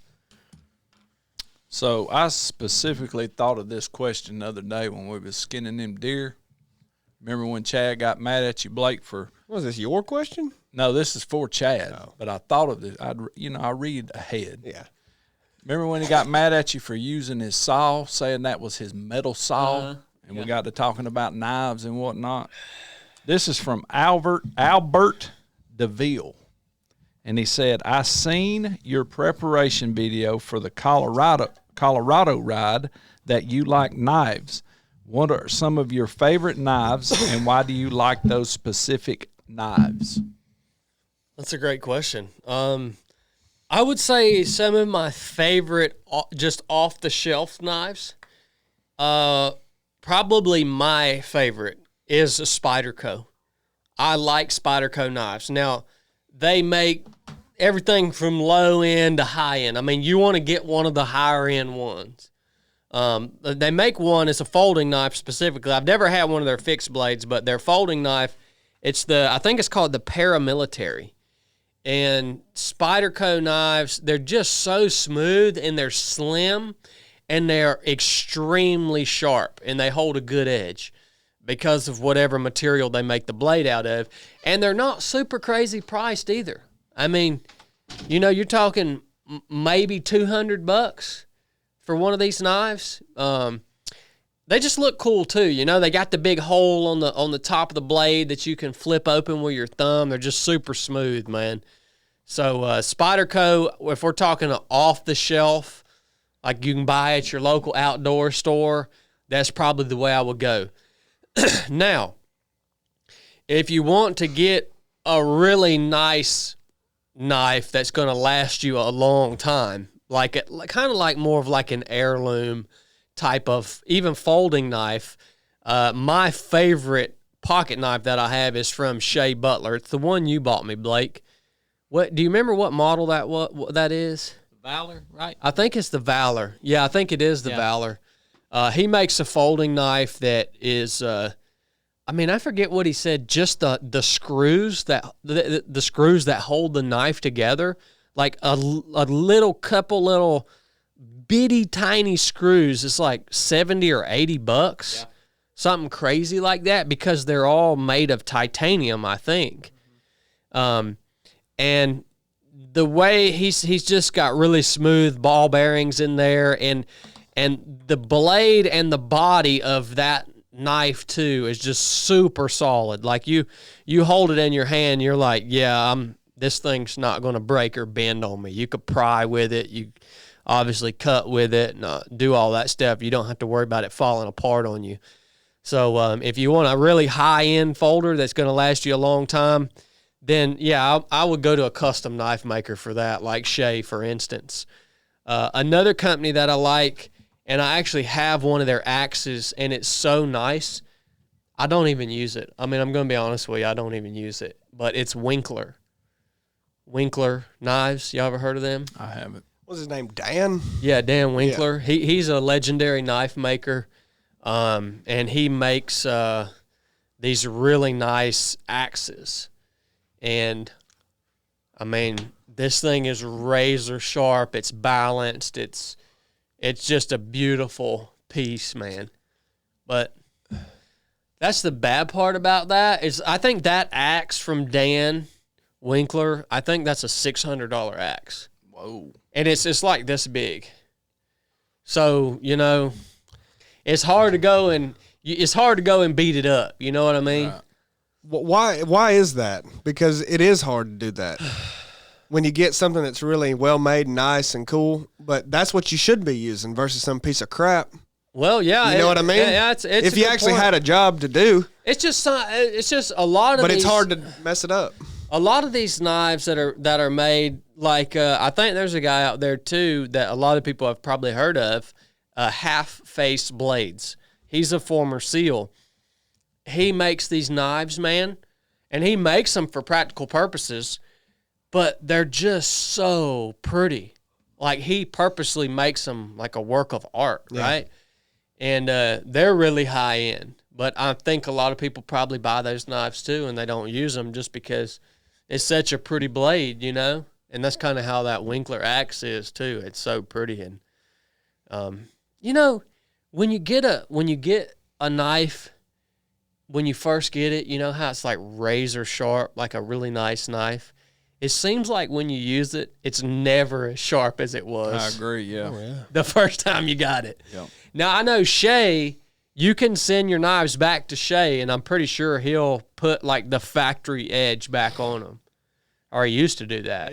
I don't know if he still does that or not. I mean, I know how to sharpen a knife, but it just seems like you can't get that factory edge back on it after you kind of dull it up, you know? So, yeah, those are some of my favorites. I think there's also something to be said for the old school Swiss Army knife. I mean, I think there's something to be said for that, the utility of that blade, you know? I used to carry a small one, you know, and it don't weigh, it's nothing. Right. Just got a little blade on it, a pair of tweezers, you know, a little toothpick thing, and I think mine had a pair of scissors on it. But That's what Dad carries, and I use that thing all the time when I'm with him. it is. There's something to be said about those, and those are pretty inexpensive. I mean, I think if you get the best one with the most tools on it, it's like $150 or something like that. So there's something to be said about those. I think that's a pretty. I mean, that's an iconic knife. I don't know if you had one when you were a kid, but I had one when I was a kid. Yeah, I had a Swiss Army knife. Swiss Army knife. Yeah. Did you ever have one? I still Chili? have one, yeah. Yeah, I mean, I have it with me sometimes. Got a toothpick in it. yeah. It's an iconic design for a knife, you know? I like it. I like the scissors. What do you guys think about multi-tools, like a Leatherman? I used to tote one all the time when I was working heavy equipment. I like it, having those needle nose pliers on there. You use Phillips it every head. day, don't you? Yeah, I got one in the dungeon that I use, all the time. Sorry. Some of the stuff on there is unfunctional. Like, when are you going to need a file like that? You know, file your fingernails? You know, some of the stuff on there to me is just garbage, but it's good to have them pliers and a knife and a Phillips head screwdriver ready. Yeah. Yeah. Yeah. The what were you going to say about the multi-tool? When I worked at the shipyard, I had one of those, and I used the heck out of it. Do you remember what brand it was? Well, do you remember that Christmas that's what I asked for from Dad? I asked, the only thing I asked for from Mom and Dad was a multi-tool, and I opened it, and it was Ozark Trail Walmart brand. Yeah, it's got to be a Leatherman. And I grabbed it and I looked at it. I said, Dad, is this Walmart brand? And he goes, well, yeah, but I got you another one upstairs too. And so he went upstairs and got his Gerber multi-tool and acted like he was giving me that one too. He was giving me both. And Gerber is just a half a step above Ozark Trail. Right. That Gerber worked though. I mean, the knife didn't dull like super Gerber fast, multi-tools.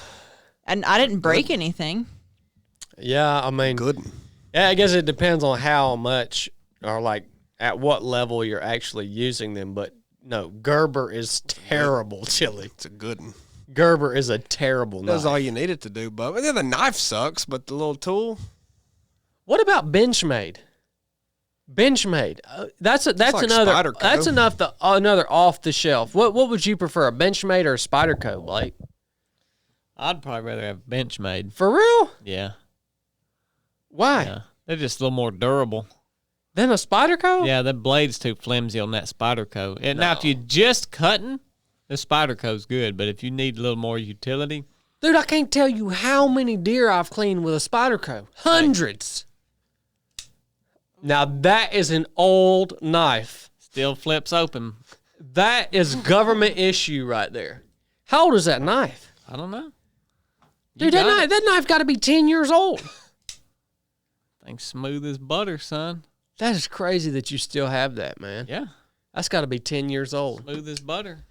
I used to get stuff from the supply office in the Navy and then just send it to Blake. You probably shouldn't say that.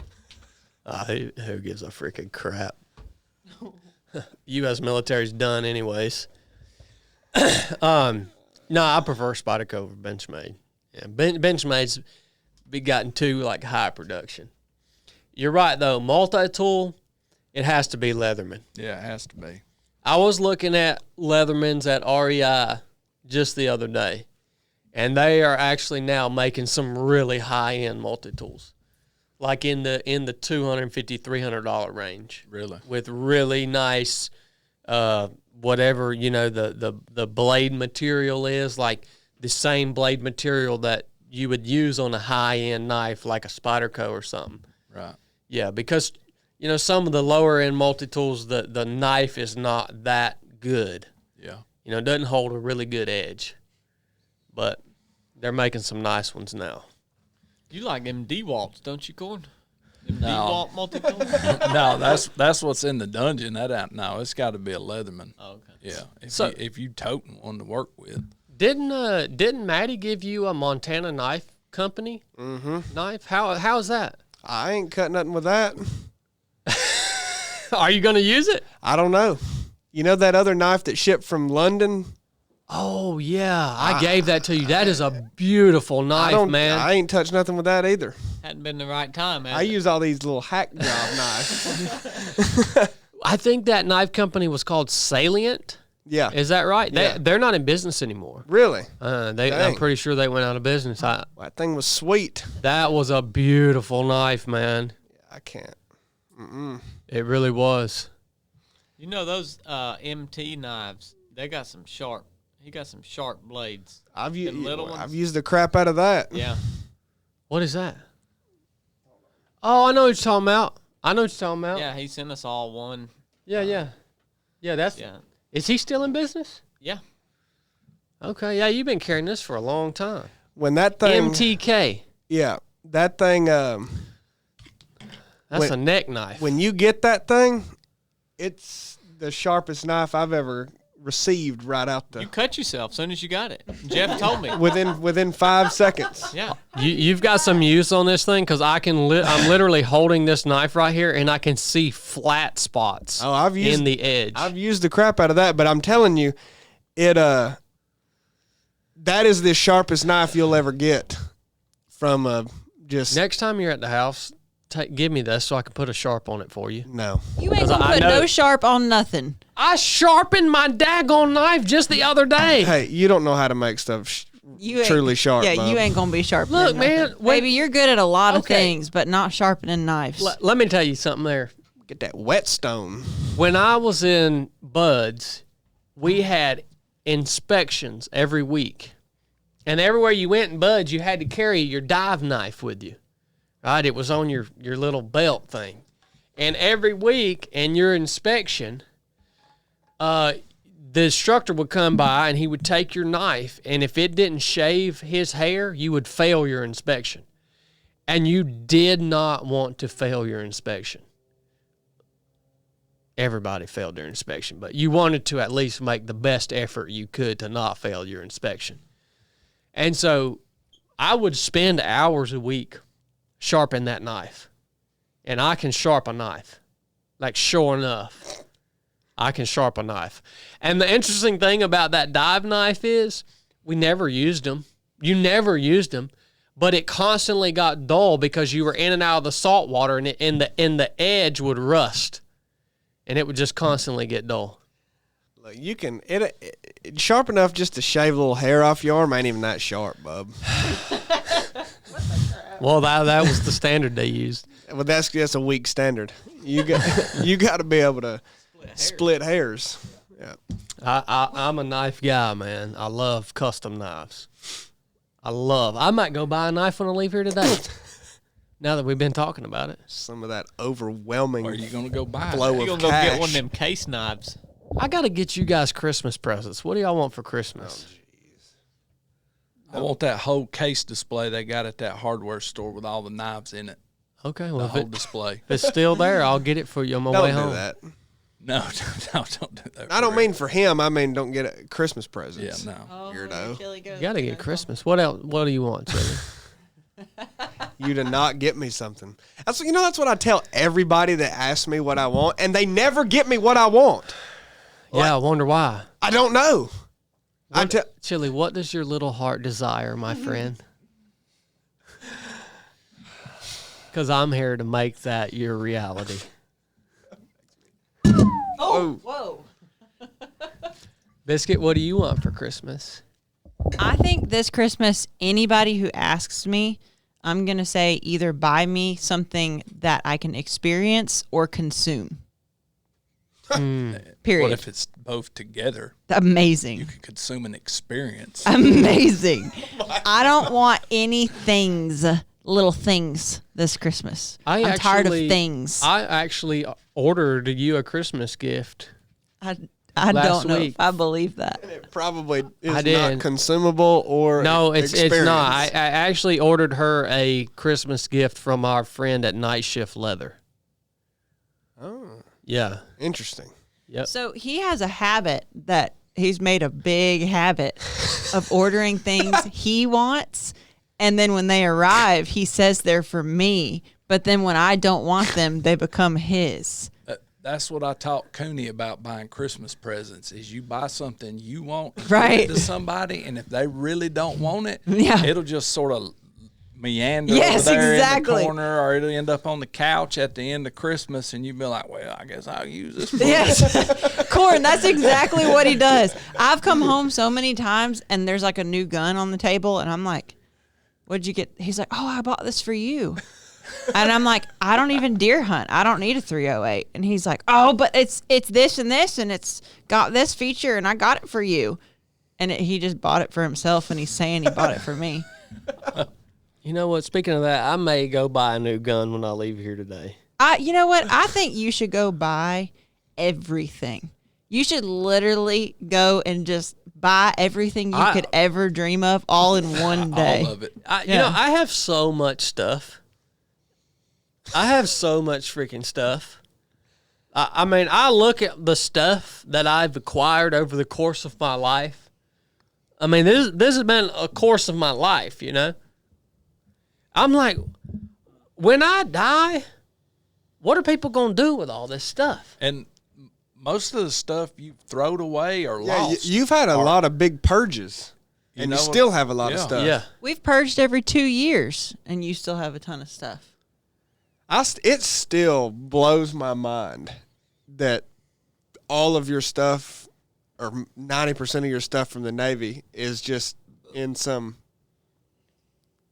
I don't even know where it is. Probably the dump somewhere. Goodwill. Well, it's like that bag I pulled out that you used today on the ruck video. I mean, that's part of my stuff. Like I ain't look, man, I ain't used that bag in 10 years, man. Ruck with my stuff. Did your YouTube go down? It was a good bag. It was a good bag to put dumbbells in. Yeah, it worked well. Yeah. Good bag. I have a question. Yes, ma'am. Why did the rabbit sniffer video get taken down off of Patreon?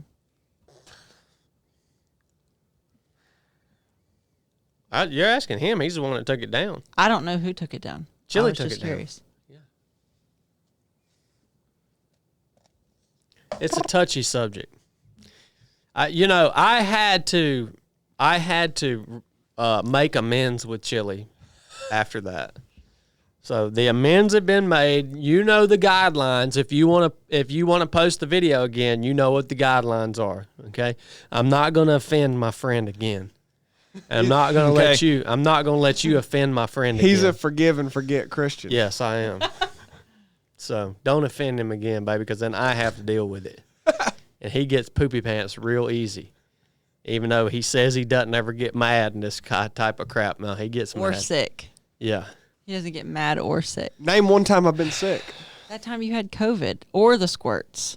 Why do you think I had COVID? 2 separate instances. Why do you think I had that? Because you were sick. And we all had COVID, and then you got a fever and the same How do you know that symptoms. you had it?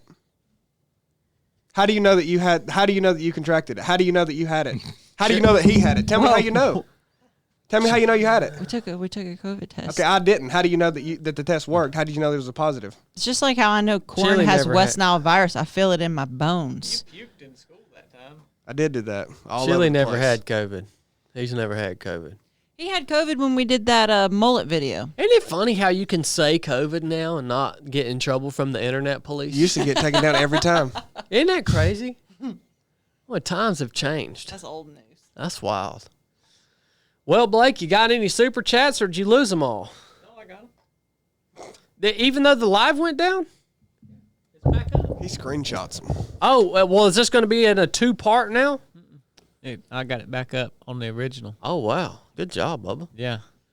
Up in my game a little bit. Bub.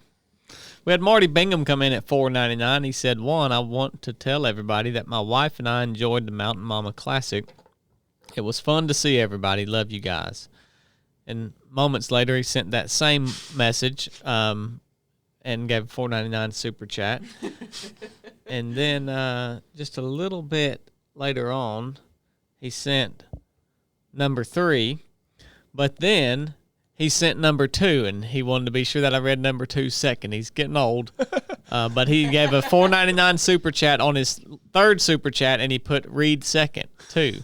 "I want to share the secret to my epic last lap. It was based on developing an overwhelming and urgent desire to ... And then we'll scroll over to number 3 that he gave for $19.99. "To do," he said. He said, "That takes slowing down or stopping out of the equation. I'm going to commission a book on it, written by Willie Make It and illustrated by Betty Don't.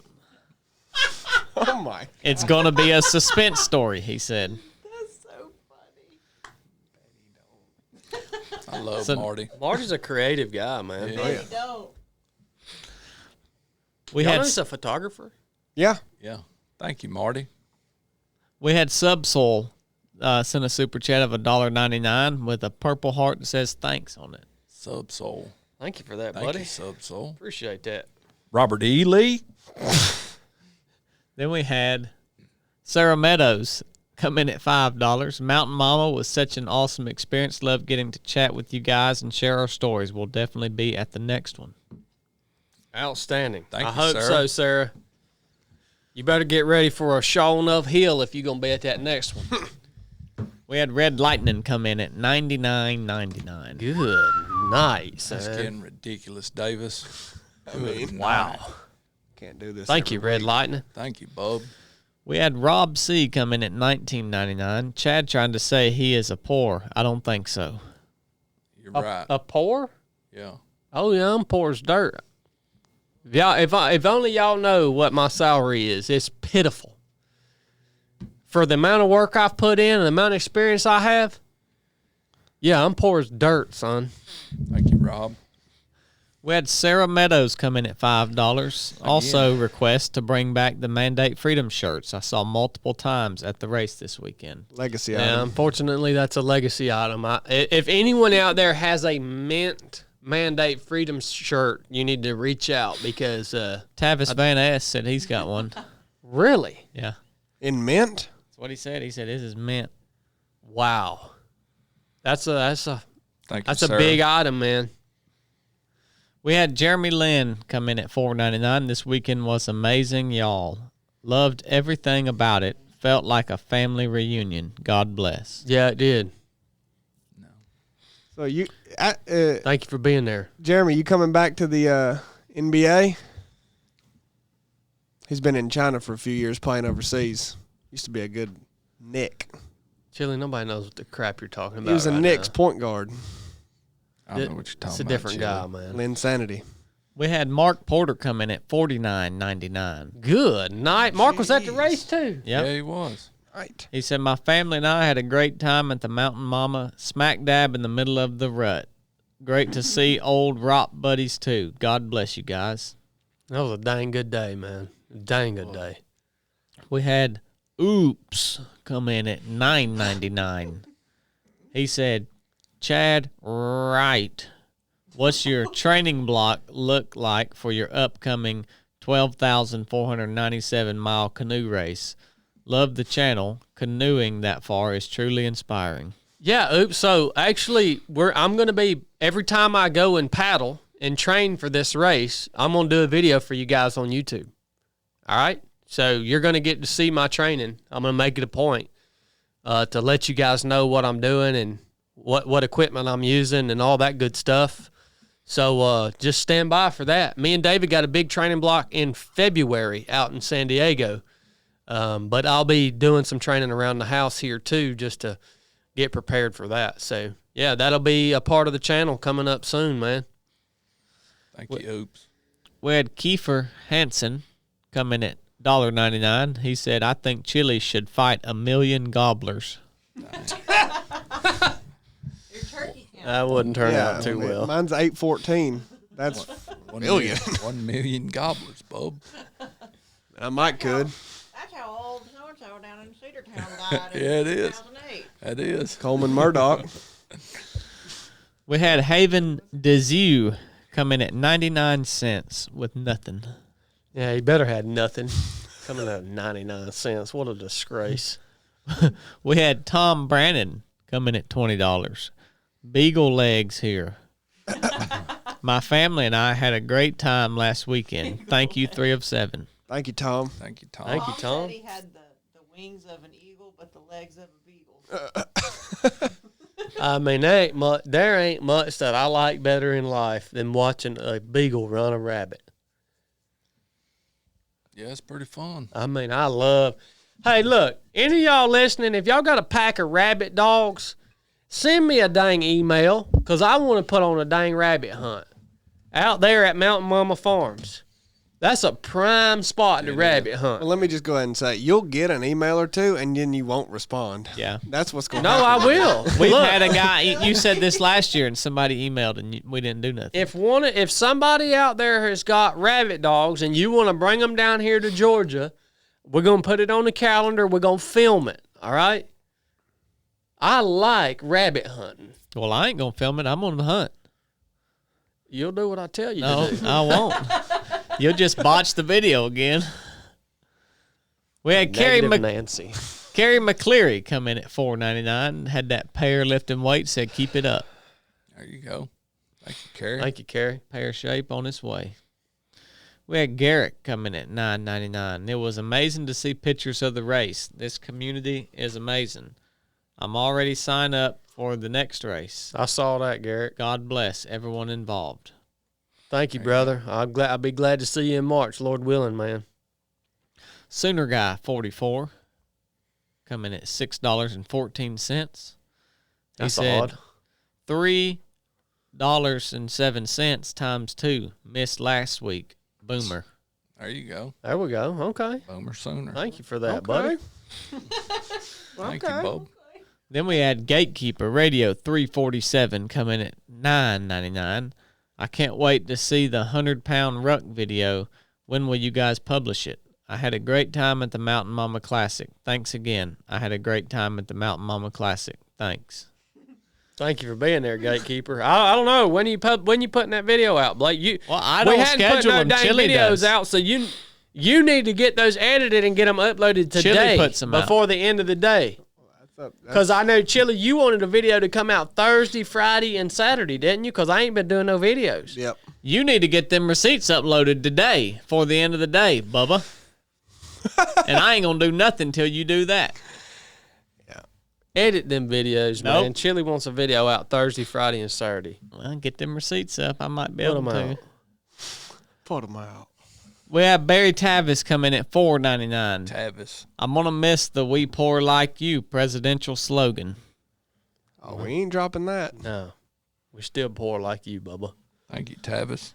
We had Garrett coming at $19.99. I've seen so much growth in the people I've been able to train with at your missions. It's unbelievable. Praise the Lord.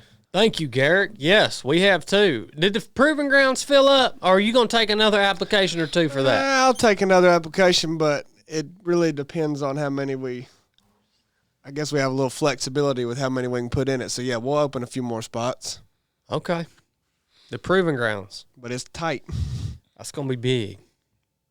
That's a big weekend.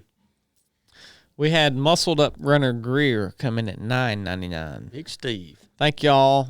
Y'all put on an amazing event last weekend. Thank y'all for your time put in. God bless and love y'all. Thank you, Steve. Thank you, Steve. You know, Steve is another hybrid athlete. I mean, I think you consider him that. I don't know if he look at considers him. himself that. Good night. But yeah, he's really strong, and he's doing ultra running, and he's doing all this stuff. He does it well. Yeah, he does. He's a good-looking dude, man. To be as old and gray as he is, he's a good-looking dude. I mean, he's old as sandhill beans. What's Steve, about 70? I don't think he's that old. He's Baby. he old as Marty, isn't he? He ain't as old as Marty. Dude, when Marty come out of that shirt at the race, he had that old Dixie tattoo on his shoulder. Ain't nobody older than Marty. No. Nobody that I know. It was good talking to Steve. He did good at the race, too. Yeah. He's a good runner, He's man. a good athlete, man. That joker, he puts a lot of work into his fitness. And you know another thing? Steve's content that he puts out on Instagram is really good, man. He just commented and said he's 38. No, Steve, you ain't 38, bro. No, he didn't. You ain't got a fib on here. Yeah, his content he puts out on Instagram is really good. It's always positive. It's a good message.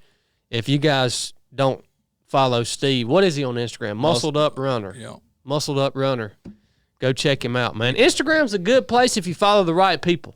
Yeah. You know, it can be a crap hole and if you go down the rabbit hole, but if you're not on there, get on there and just find the right people, and it can be good. So He puts something out every day. Mm-hmm.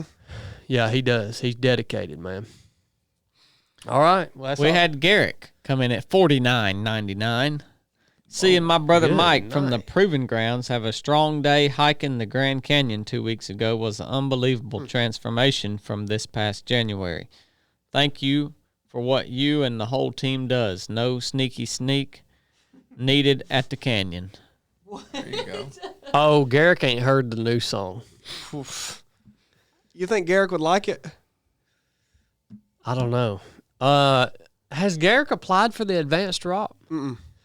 For those of you guys who are thinking about applying for the advanced drop course, look, I don't want you to think that it's going to be anything like the other ROP course, because it's literally nothing like the original, the entry level rite of passage.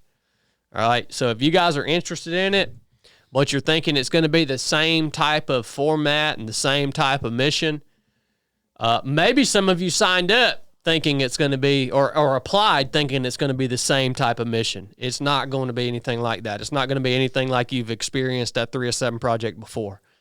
So it's totally unique. We've never ran a training mission like this. It's super innovative, and it's a high level event. That's why it's called advanced. All right, it's a high level event where there's a lot of responsibility. We'll leave it at that.